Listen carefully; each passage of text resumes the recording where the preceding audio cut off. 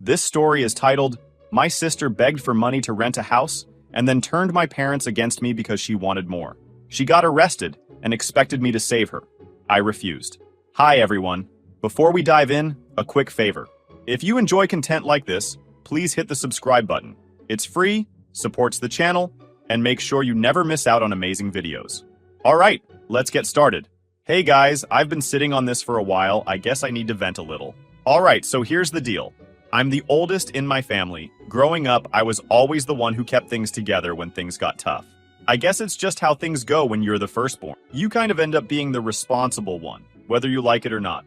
My younger sister Mallory, on the other hand, has always been a bit, well, let's just say different. She's one of those people who seems to think life should just work out without much effort on her part. Anyway, last year, Mallory came to me crying about how she couldn't live at home anymore. Our parents, Deborah and Martin, can be a lot, I'll admit that. They're the classic overbearing type, always pushing their opinions and never letting you forget that they know better. But Mallory spun this whole story about how they were ruining her life, how she felt like she was suffocating under their rules, and how she just needed to get out.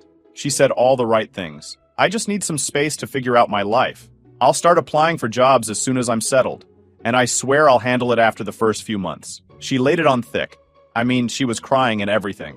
So, of course, I felt bad for her. I figured, all right, maybe this is the push she needs to get her life together. So I went all in to help her. I found her a little apartment, not fancy, but decent enough, and covered the first month's rent and the deposit. On top of that, I helped her furnish the place. Nothing extravagant, just some basic stuff so she wouldn't be sitting in an empty room. I made it really clear, though, that this wasn't a long-term thing. I told her, Mallory, I'll help you for a few months, but after that, you're on your own. You've got to step up. At first, she seemed super grateful. She kept saying stuff like, you're the best brother ever, and I can't believe you're doing this for me. I'm not gonna lie, it felt good to help her. Like, maybe I was doing something that would actually make a difference in her life. But that feeling didn't last long. For the first couple of months, I kept checking in on her to see how things were going. Every time I asked about her job search, though, she'd have some excuse. Oh, the market is really bad right now, or I've been feeling so stressed, I just need a bit more time. Meanwhile, she wasn't even trying. She'd just hang out at home or go out with friends, acting like she had all the time in the world. I kept paying her rent because she always had a reason why she couldn't do it yet. At first, I figured, okay, maybe she just needs a little more time to get on her feet. But by the third month, I was starting to feel like I was being taken advantage of. Then, in the fourth month, I got hit with a pretty big expense. My car decided to break down, and the repair bill was no joke. It wiped out a good chunk of my savings, and I told Mallory straight up, I can't cover your rent this month. You're going to have to figure it out. You'd think I told her the world was ending. She went from grateful little sister to full-on drama queen in about 5 seconds. She threw a tantrum and accused me of abandoning her and said I was being selfish. Selfish. After everything I'd done for her. I tried to explain that I wasn't abandoning her, that I just couldn't afford it that month, but she wasn't hearing it. She stormed off, slamming the door, and I didn't hear from her for days. I thought maybe this would be the wake-up call she needed. You know, like, okay, now she's going to realize she has to step up and take some responsibility. But no, of course not. Mallory ghosted me for almost 2 weeks after that. I figured she was either mad at me or finally getting her act together. I tried to give her some space because, honestly, I didn't want to deal with her drama. But then my mom called, and everything started to make sense. Or not, depending on how you look at it. My mom didn't call to check on me or ask how I was doing. No, she called to yell at me. Why are you being so cruel to Mallory? She said. I was completely caught off guard. Like what? Cruel? What was she talking about? Apparently, Mallory had gone to my parents and spun some wild story about how I forced her to move out and then left her to sink. She told them I had promised to take care of everything, and then just bailed on her without warning. She even said I'd been mean to her and didn't care about her struggles. My mom was livid. She's your sister, and she's struggling, she said. How can you just abandon her like that? My dad called me later that night, basically repeating the same stuff. They both acted like I was the villain, like I'd done something horrible to Mallory. That's when it hit me. Mallory wasn't just being irresponsible. She was straight up lying to our parents to make herself look like the victim. And the worst part? They believed her. I tried explaining my side of the story. I told them how she'd begged me for help, how I'd been paying her rent for months, and how I couldn't keep doing it because of my own financial situation. But they weren't having it. She's barely scraping by, my mom said. She's overwhelmed and just needs more time. How could you just leave her like that? It didn't matter what I said. They had already made up their minds. To them, Mallory was the struggling little sister, and I was the heartless older brother who abandoned her. Meanwhile, I found out through a mutual friend that Mallory was still hanging out with her friends, going out, and doing pretty much everything except looking for a job. She wasn't overwhelmed. She just didn't care. When I confronted her about it, she didn't even try to deny it. She just shrugged and said, "Well, maybe if you hadn't stopped helping me, I wouldn't have had to go to them." She had this smug look on her face, like she was proud of herself for getting our parents on her side. That's when I realized this wasn't going to end anytime soon. Mallory wasn't just irresponsible, she was manipulative. And now she had my parents wrapped around her finger. And honestly, I didn't know what to do about it. I mean, how do you argue with people who've already made up their minds? It didn't matter what I said, what I showed them, or how much effort I'd already put in. To them, Mallory was the innocent victim, and I was the bad guy who left her to fend for herself. It wasn't just frustrating, it was exhausting. I kept replaying the phone calls with my mom and dad in my head, wondering if I'd missed something or said something wrong. But no, it was all Mallory. She was the one who decided to twist the story. She was the one who turned my parents against me. And the worst part? She didn't seem to feel even a little bad about it. I didn't reach out to her after that. I couldn't. What was the point? She was perfectly fine pretending she was some struggling victim while I was left to deal with the fallout. Meanwhile, she kept living her carefree life, knowing full well that my parents were defending her every move. The thing is, I wasn't even mad at first. I think I was just hurt. Like, how could my own sister do that to me? I'd been helping her, going out of my way to make sure she was okay, and she repaid me by lying to our parents and making me look like the villain. It was such a slap in the face. Then, about a week later, my mom called again. This time, she wasn't just upset, she was furious. "Mallory says she's going to be evicted," she said. "How could you let this happen?" I almost laughed. "I didn't let anything happen, Mom," I said. "She's an adult. If she can't pay her rent, that's on her. She told me you promised to help her until she got a job," Mom snapped. "She said you just abandoned her when she needed you the most." I couldn't believe what I was hearing. "Mom," I said, trying to stay calm. "I helped her for months. I paid her rent. I bought her furniture. I gave her everything she needed to get started. She hasn't even tried to get a job. She's been partying and hanging out with her friends instead of taking responsibility." But my mom wasn't having it. "She's stressed," she said. "You don't understand how hard it is for her right now." That was the moment I realized there was no reasoning with her. No matter what I said, no matter how much proof I had, she wasn't going to believe me. Mallory had gotten to her first, and that was all that mattered. It didn't stop there, though. A few days later, my dad called me. "Your mother's really upset," he said. "You need to fix this." "Fix what?" I asked. "I've already done more than enough for Mallory. She needs to take responsibility for herself." "You're her brother," he said, like that was supposed to explain everything. "If she needs more time, why can't you just help her out a little longer?" "Because I'm not her bank account," I snapped. "She's 25 years old, Dad. She's not a kid anymore. She needs to grow up." He didn't say much after that, just muttered something about how disappointed he was. By the time the call ended, I was so frustrated I could barely think straight. At that point, I started avoiding their calls. I didn't want to deal with it anymore. Every conversation just turned into the same argument, and I was tired of defending myself. I figured if they wanted to believe Mallory's lies, that was on them. I wasn't going to keep fighting a losing battle. But then a mutual friend reached out to me with something that completely changed the game. "Hey, I thought you should know," they said. "Mallory's been telling people that you've been supporting her this whole time." I was confused. "What do you mean?" I asked. "She's been bragging about how you're still paying her rent," they said. "She's even joked about how she doesn't need a job because her brother has it covered." I was furious. Not only had she lied to my parents, but now she was lying to everyone else too. And she was doing it so casually, like it was no big deal. That's when I decided I needed to confront her. I called her up and said, "Mallory, we need to talk." She didn't sound nervous or guilty. If anything, she sounded annoyed. "What now?" she said. "I know what you've been saying," I told her. "I know you've been lying to Mom and Dad. And I know you've been bragging to your friends about how I'm still paying your bills. What the hell is wrong with you?" She didn't even try to deny it. "So what?" she said.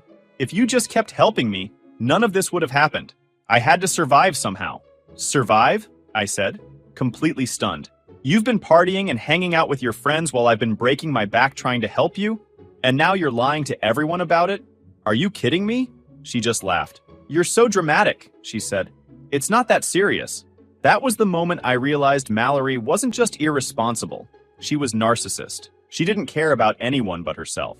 She didn't care that she was ruining my reputation, or that she was putting me in an impossible position with our parents.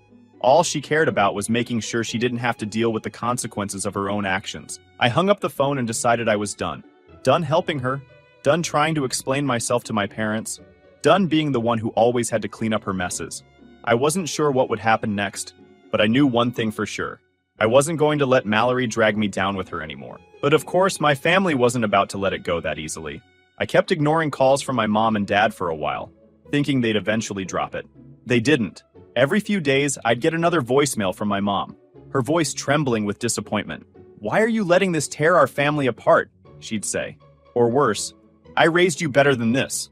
My dad wasn't as dramatic, but he had his own way of making me feel like I was the problem. His texts were short but cutting. Things like, "We need to talk," or, "I don't know what's happened to you lately." They didn't want to hear my side.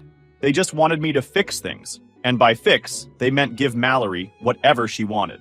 Then came the invitation, or more accurately, the demand, for a family meeting. My mom called me one night, and I finally picked up because I figured ignoring them forever wasn't going to work. "We need to sit down and talk about this as a family," she said. I wanted to say no. Every part of me was screaming that this was a bad idea, that it was just going to turn into another blame game, where I'd somehow end up as the bad guy. But there was this tiny part of me that thought, maybe, just maybe, this would be an opportunity for me to address the truth. I thought if I laid everything out in front of them, they'd finally understand. So I agreed. The day of the meeting, I showed up to my parents' house armed with everything I could think of to prove my side of the story. I had screenshots of rent payments, texts from Mallory thanking me for helping her, and even a few messages from mutual friends confirming she hadn't been looking for a job. If they were going to accuse me of abandoning her, I was going to make sure they saw exactly what I'd done to help her first. When I walked into the living room, the atmosphere was tense. My parents were sitting on the couch, arms crossed, looking like they'd already made up their minds about who the villain was. And then there was Mallory, sitting between them with that same smug look she always had when she thought she'd won. She didn't even say hello. "All right," I said, sitting down across from them. "Let's talk." My mom jumped in immediately. "We just want to understand why you've been so cruel to your sister," she said. Cruel. That word made my blood boil. But I kept my cool and tried to explain, "Mom, I've been helping Mallory for months. I paid her rent. I bought her furniture. I did everything I could to help her get on her feet. What more do you want from me? You abandoned her," my dad said. "She wasn't ready, and you just left her to fail." "I didn't abandon her," I shot back. "She's an adult. At some point, she has to take responsibility for her own life. I gave her a head start, and she blew it." Mallory rolled her eyes. "Oh, here we go," she said. "The big speech about how you're the victim." I ignored her and pulled out my phone. "You want proof?" I said. "Here. Look at these rent payments. Look at these texts where she begged me for help and promised she'd start looking for a job. Here's also the messages from her friends saying she hasn't even been trying." I handed my phone to my mom, but she barely glanced at it before passing it back. "This isn't about proof," she said. "This is about family. You're supposed to be there for each other." "I was there for her," I said, my voice rising despite myself. "I was there for her when no one else was. And how did she repay me? By lying to you and making me look like the bad guy." Mallory gasped, like she was shocked I'd dare call her out. "I didn't lie," she said. "I told them the truth. You pressured me to move out and then left me to deal with everything on my own. That's not what happened, and you know it," I said, turning to her. "You begged me to help you. You said you couldn't stand living at home anymore, so I gave you everything you needed to start fresh. And instead of stepping up, you sat around doing nothing and blamed me when things didn't work out." Mallory didn't even try to deny it. Instead, she went straight for the pity card. "You don't understand how hard it's been for me," she said, her voice trembling. "I've been so stressed and overwhelmed. I'm doing the best I can." That's when I lost it. "Your best?" I said, laughing bitterly. "Your best is hanging out with your friends and bragging about how your idiot brother is paying your bills? That's your best?" Mallory's face turned red, but before she could say anything, my mom stood up. "Enough," she said.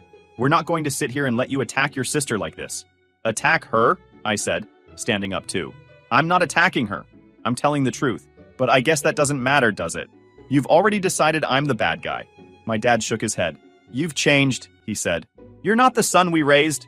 That hit me harder than I wanted to admit, but I wasn't going to let them guilt me into giving in. "No," I said. "I'm the same person I've always been.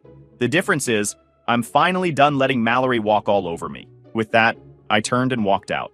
I didn't slam the door, even though I wanted to. I just left. As I drove home, I kept replaying the meeting in my head, wondering if there was anything I could have said or done differently. But the truth was, it wouldn't have mattered. They didn't want to hear the truth. They just wanted someone to blame, and I was the easiest target. By the time I got home, I'd made up my mind. I wasn't going to keep trying to explain myself to people who didn't want to listen. If they wanted to believe Mallory's lies, that was their choice. But I wasn't going to let them drag me down anymore. I wasn't about to keep fighting a battle where the other side didn't care about the truth. But I knew there was no point trying to convince my parents, especially after that family meeting. They were fully on Team Mallory, no matter what proof I had. So I just stopped engaging. I figured if I ignored the drama long enough, they'd eventually realize the truth on their own. For a few weeks, things were quiet. Too quiet. My parents stopped calling as much, which felt like a small victory, but I couldn't shake the feeling that something was brewing behind the scenes. Then, out of nowhere, I got a call from Mallory's old landlord. "Hi, is this Mallory's emergency contact?" he asked, his voice already sounding irritated. I hesitated for a second. Yeah, I guess. What's going on?" "She's abandoned the apartment," he said flatly. "She left it a complete mess. Holes in the walls, garbage everywhere, and some of the furniture is missing. I've been trying to get a hold of her, but she's not answering. Do you know where she is?" I took a deep breath. "Nope," I said. "And honestly, that's not my problem anymore." "Well, she owes money for damages and unpaid rent," he said, his voice rising. "If you hear from her, let her know we'll be pursuing this legally if she doesn't pay up." I hung up without responding. I wasn't about to be her go-between, but I'll admit, I was pissed. That furniture he mentioned? A lot of it was stuff I bought for her when she first moved in, and now it was either destroyed or missing. Typical Mallory, burning every bridge she could while leaving someone else to clean up her mess. I thought about calling my parents to tell them, but I stopped myself. What was the point? They'd just find some excuse for her behavior, like they always did. Then, a few days later, my cousin Kara called me. Kara and I had always been close, and if anyone in the family could see through Mallory's nonsense, it was her. "Hey, I know you're not really talking to anyone right now, but you need to see this," she said. She sent me a screenshot from Mallory's private Instagram, the one she didn't let most of the family follow. In the photo, Mallory was sitting in what looked like a high-end cafe, wearing an expensive-looking outfit and holding a latte with some kind of fancy design in the foam. The caption read, "Treating myself because I deserve it."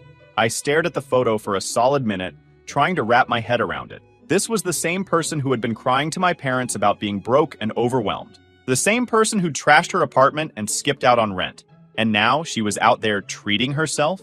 I forwarded the screenshot to my parents with a simple message. "This is the person you're defending." My mom called me almost immediately. "It's not what it looks like," she said, her voice shaky. "What isn't what it looks like?" I asked. "She's clearly not struggling. She's out there spending money and living it up while you're bending over backward to make excuses for her." "Well, maybe someone else paid for it," she said quickly. "You don't know the whole story." "I don't care who paid for it," I said, trying to keep my voice steady. "The point is, she's not overwhelmed or broke like she keeps claiming. She's just using people and you're letting her." There was a long pause before my mom spoke again. "You're being too harsh," she said quietly. "She's under so much stress. You don't understand what she's going through." I hung up before I could say something I'd regret. A week later, things got even stranger. Trent, one of Mallory's ex-boyfriends, reached out to me out of the blue. We hadn't spoken in years, but he'd apparently heard about the drama through mutual friends. "Hey man, I don't want to get involved in your family stuff, but I thought you should know something," he said. I sighed. "What is it?" "Mallory did the same thing to me when we were dating," he said. "She moved in with me, said she needed help getting on her feet, and then basically used me to pay for everything. Rent, groceries, bills, you name it. Meanwhile, she was hiding money from side gigs in a separate bank account. I wasn't shocked. If anything, it just confirmed what I already knew." "So she's done this before," I said. "Yeah," he said. "And from what I've heard, she's doing pretty well for herself right now. Better than she lets on anyway." "What do you mean?" I asked. "Well, someone told me she's been spending a lot lately. Like, way more than someone who's supposedly broke should be spending," he said. "Trips, shopping, stuff like that. I just figured you should know because she's really good at making people believe her lies." I thanked him for the heads up, but after we hung up, I couldn't stop thinking about what he'd said.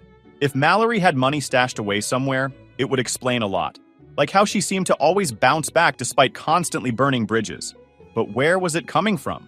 A few days later, Kara called me again, this time sounding almost excited. "You're not going to believe this," she said. What now? I asked, already bracing myself. She's been posting on her private Instagram again, Kara said. But this time, it's not just one picture. It's like a whole string of them. She sent me the screenshots and my jaw practically hit the floor. There was Mallory at what looked like a luxury spa, lounging in a robe next to a pool. In another picture, she was shopping in what I recognized as an upscale boutique downtown. The captions were all variations of the same theme: treat yourself and living my best life. I couldn't believe it. Where was she getting the money for this?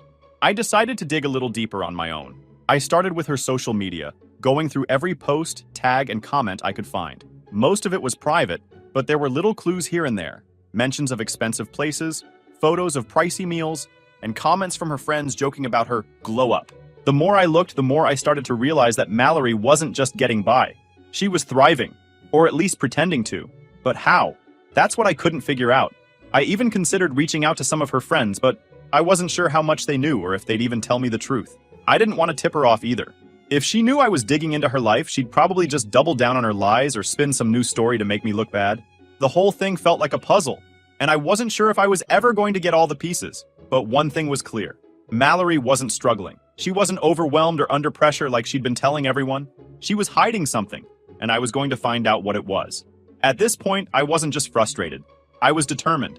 Mallory had spun so many lies that it was hard to tell what was real anymore. But the photos, the trips, the expensive clothes, it all pointed to one thing. She wasn't as broke or stressed as she wanted everyone to believe.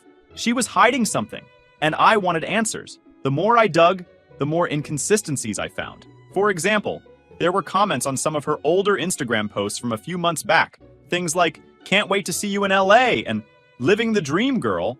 LA?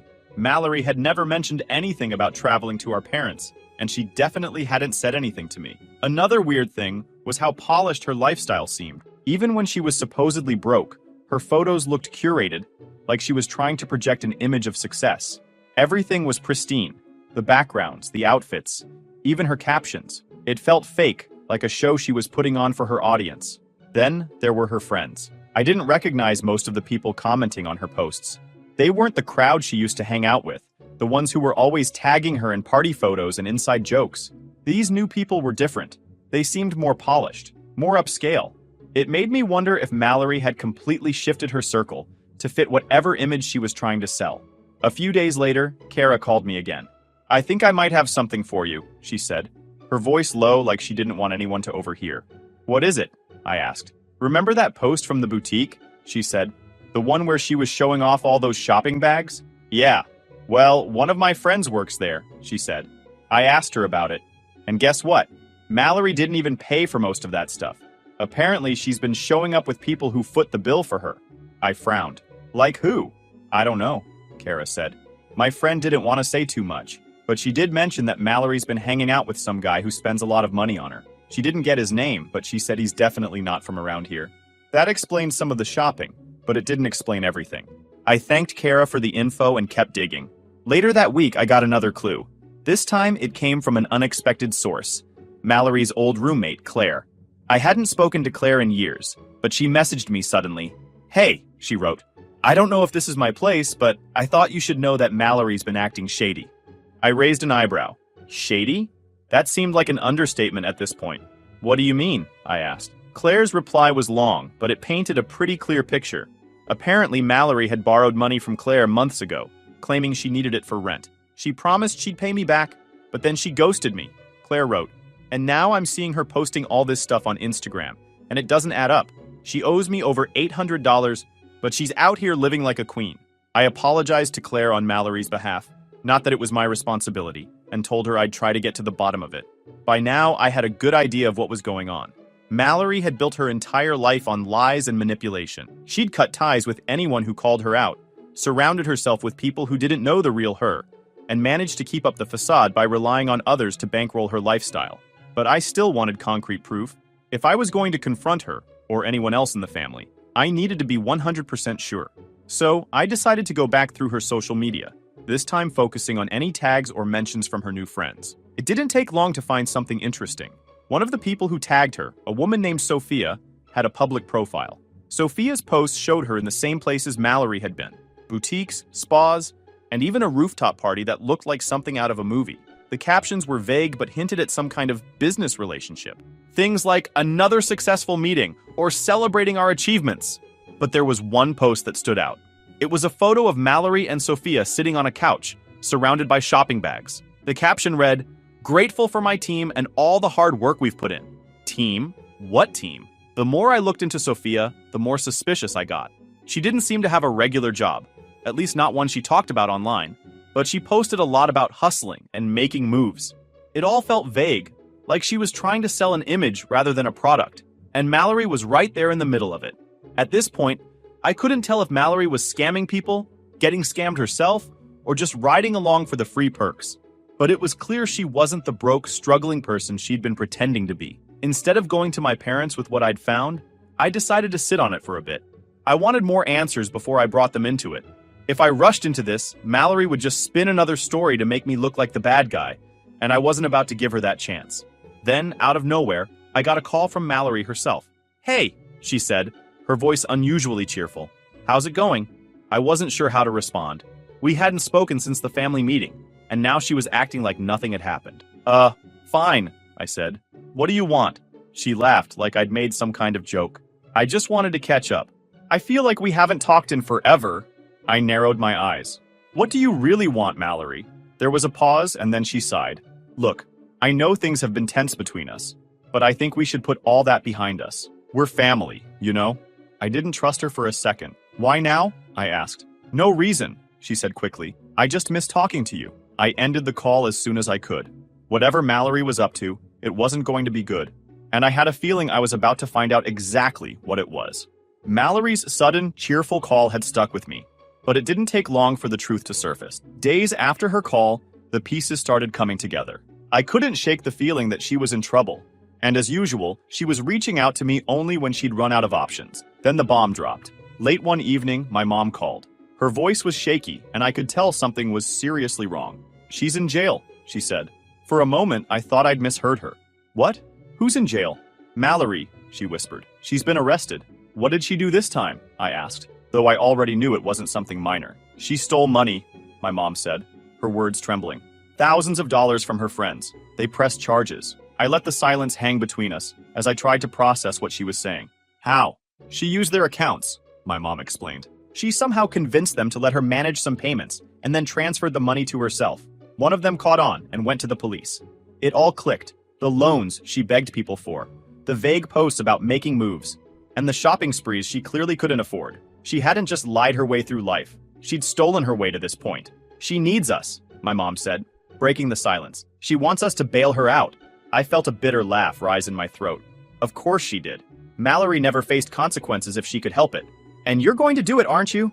I asked, my tone sharp. "She's our daughter," my mom said softly. "We can't just leave her there." "Yes, you can," I said firmly. "She got herself into this mess. Let her deal with it." "But she's family," my mom pleaded, her voice breaking. "She's also a liar and a thief," I said. "If you bail her out, she'll keep doing this. Maybe not to you, but to someone else. She needs to face the consequences this time." The line was quiet for a moment, and I could hear her sniffling on the other end. "You really think we should leave her there?" "Yes," I said. "It's time she learns that actions have consequences." I don't know if they bailed her out or not. I didn't follow up, and I stopped answering their calls after that. I was done with Mallory and the chaos she brought into everyone's lives. She'd spent her whole life running from responsibility, manipulating people, and taking what wasn't hers. Now she was finally facing the music. As far as I was concerned, this was long overdue. For me, it was freeing. I wasn't angry anymore, just relieved to be out of the mess. Mallory had built her life on lies, and now it had finally caught up to her. Karma doesn't forget, and honestly, it was about time.